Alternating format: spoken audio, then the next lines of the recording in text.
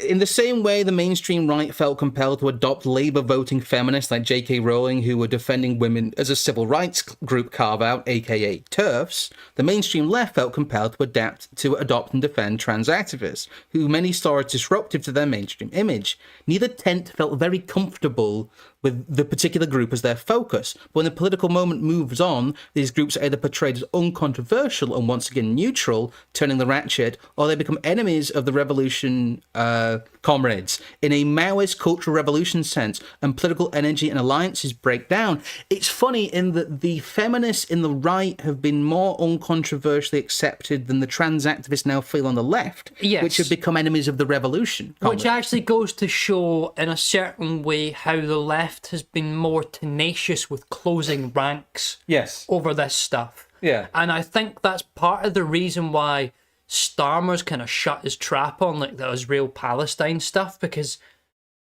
he can get away with a lot. I don't think he can get away with entirely, in the same vein, closing ranks on anti-apartheid, anti-Israel leftist protesters, because fundamentally they are the base. Thank you for the $20 there, TK. Pint Fund, all of us Americans are high on Trump copium, I'm afraid. BTU, just around 40%. Fair enough. It's been disappointing to see some of the Americans, but what can you do, eh? And thank you for the Pint Fund. It will be used for pints, we promise. It will be supped graciously. It will be supped graciously. There's a lot of kind of worked examples of this. If you want to have a worked example of the political moment moving on and the rhetoric changing, we now see in terms of the woke era, we now see Muslims should not be welcome in the UK because it makes Jews and gays unhappy from the same people sharing anti-pride content a year ago. The Spectator's a great bellwether for this. Here's the Spectator. Who shot the world's first openly gay imam? 17th of February, 2025. Oh God, have I got the same link twice there? My apologies, but there's... tell you what, I'll go back to the document quickly.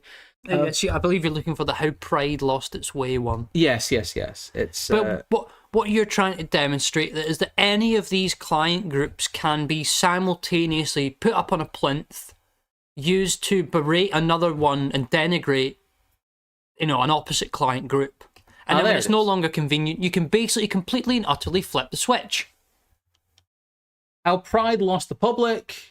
And who shot the world's first openly gay imam? I mean, it's a liberal conversation and people have different ideas and bollocks. There is a single strain of messaging. And the reason we see this switch is because the political moment between 2023 and 2025 has changed. In June 2023, they were signaling extremely hard that the woke was being put away. And now we are in the post-woke era. They can now use quote-unquote woke talking points and civil rights talking points in the pro-Zionist counter. In a neutral tone. Yes, this is now neutral. It's now uncontroversial, once again, to talk about gay rights in a civil rights frame. Just like it has become uncontroversial that apparently J.K. Rowling is some form of based ally. But there we go. Another worked example is the COVID inquiry. Yes, it is still going on. And this is what we mean by the fact that COVID is a completely done narrative. And it's a great example that no matter how big an event, the political moment will always march on. And if you are an anti-lockdown activist now, people just look at you like you're wearing a mask. They look at you like you're engaging in an old dialectic from a point of view they now agree with, but you're still engaging in an old dialectic. They're like, what? Trump, Greenland, Starmer, what are you talking about? Didn't you know about October 7th? Yeah, lockdowns, but the point is... What's a COVID? Does that give you Hamas? Well, the COVID inquiry, if we go down to the bottom here, because it's quite funny... Baroness Harlot has confirmed, Harlot, and maybe she is, who knows, that she does not want the inquiry hearings to run beyond her original aim of summer 2026. So the hearings will continue until the middle of next year. We've got more than a year of talking left. This would mean a final report is likely to be published in 2027, which means you're probably not going to get one. Probably 2028. Can you imagine 8 years later? Like, COVID looks like an anachronism now. It's going to be like the Iraq War inquiry, because that came 16 years afterwards. Well, and the thing is, as well, given the fact that we seem to be accelerating in some manner through these moments more quickly than we did before, because the density of quote-unquote political information that we can absorb. But what does this matter in 2037, 2028 if we're already in some sort of strange climate lockdown, or we're having mobility restricted across different bits of the UK as a consequence of rival ethnic gangs fighting one another, or Mr. Ben, whatever his face is, gets up and screams, "Civil War! Civil War!" Patrick Betts, that's what it was. David Betts. He'll again, mentioning him will date this horribly because he's a flash in the pan, I reckon. Yeah. Too. But the point is that the unimaginable, the unthinkable happens, the lockdowns. And then the unimaginable, the unthinkable is immediately forgotten. Because Ukraine's the new unthinkable, new unimaginable. The time to talk about COVID was between about February 2020 and about February 2022. You had 2 years in which I would say even less than that. Well, I mean, in any form of relevance. Yes. And the moment that the Ukraine flags went up on government buildings in the UK, if you were an anti-COVID activist, your political moment had passed. And no matter how right you were, no matter in that moment, if the government had come out and basically reversed the entire COVID narrative, it would have made zero difference, because it was no longer their project. And actually reversing that and putting people onto a war footing was much more important than maintaining it. And a lot of people do not understand that the new paradigm must put away the old paradigm, because people have such a limited attention span, as you point out, that really it's disadvantageous for the previous paradigm to be there, but also people naturally, once they're no longer in the informational soup, once the water is a slightly different colour for the goldfish, they forget they were ever in any other colour of water. I need my next, Heat magazine. I've read the last one. Again, can you imagine... just imagine talking about COVID in 2028. Imagine 3 years' time we come back to and say, by the way, COVID, it's really important we talk about COVID right now. You'd be like, what? But that's it. And it doesn't have to be a particularly large amount of time. This can happen quickly and slowly. The best example, really, is the JFK files and the supposed Epstein. Oh my God, the JFK files. I think this one, I must admit, actually backfired in some regard, because there was a sizable number of people on Twitter that just turned around and go, fuck off. You're joking. Well, because what I think they implicitly recognise is that the JFK files, whatever you want to call them, could have come out. It could have had the most scintillating revelations ever in any public document, and it wouldn't have made a fucking lick of a difference. No, because it was 60 years ago and everyone involved in it is now dead. The ship has sailed. Yeah. And as you've got as the next example here, it turns out it doesn't even matter if it was 60 years ago. If it's something as heinous as what happened with Epstein, yes, in a matter of a decade ago, that's gone to the wayside. No one cares about that. Remember the Twitter files? It became a meme. Epstein didn't kill himself. People moved on. It became, the moment it becomes passé, the moment it becomes, well, everyone knows that, you've lost. As soon as it no longer elicits a reaction, as soon as it is simply just accepted, you have lost. And you have especially lost once the conversation has moved on. What's an Epstein? I'm too busy putting pictures of Goebbels into the Ghibli AI. Grok. What does this mean, Grok? Well, another worked example, Ukraine has been put away. Very successfully, I might add. I know Starmer's running around with his, oh no, we really wanted a land war with Russia, and Trump won't let me. He's got to be there to perpetuate it in a kind of way. He's actually hyping Trump by being an international heel. By hanging around like a bad smell. Yeah. By overplaying it and by being unpopular and stinky. My name's Keir Starmer, and I'm a stinky leftist. Again, this is the Ukraine Global Voice. This is the Kiev Post. And here, what do you see in the image? Strong, big Trump. Weak, slightly blurry, squinty looking. He looks unsure of himself, doesn't he? The Rat King. Again, the Kiev Post in its imaging. Big, strong Trump. Little, weak Zelensky. It's over. It's been over for a long time. We talked about this before, but this is like the narrative cartoon way. Only stinky leftists like him now.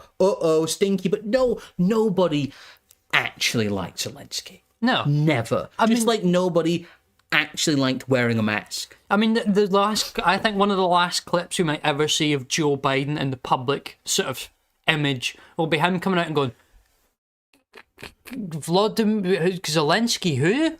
Yeah. And as you say here, the corruption revelations that are surely coming at some stage will be a brief story outside of their political movement. Trump already told the Rat King off. What does it matter? Yeah, this works because, once again, as that mantra goes, what is no longer revelation is normalization. The idea that Ukraine was a failure and that Zelensky is a stinky, stinky, stinky debtor who took all the money and was really stinky, and leftists like him, and he's stinky and bad. Look how bad and small and stinky he is, and look how big and strong and cool Trump is. That is what the news cycle is saying to you. And the fact that people now think that, one, they have won, or two, that this is some sort of momentous shift in what political reality is, those people are all at sea. They're left completely detached from reality because they don't understand that what is changing is not reality, but the framing of reality. It is so important to understand that. When the political moment changes, the alliances made within it and the activism based upon it goes back to zero without continued institutional support. Yeah. And before I add the rest of your sentence on there, I think that's a very important point. Subversion into your groups that happens in a political moment is perpetuated beyond that moment because their subversion is more important than the moment itself. Yes. Well, that's usually what happens is that it becomes neutral and normal to support that thing. Well, of course, without Jews, you don't win. Yeah. And what is neutral and normal over a long period of time are the things the elite value the most. A lot drops away.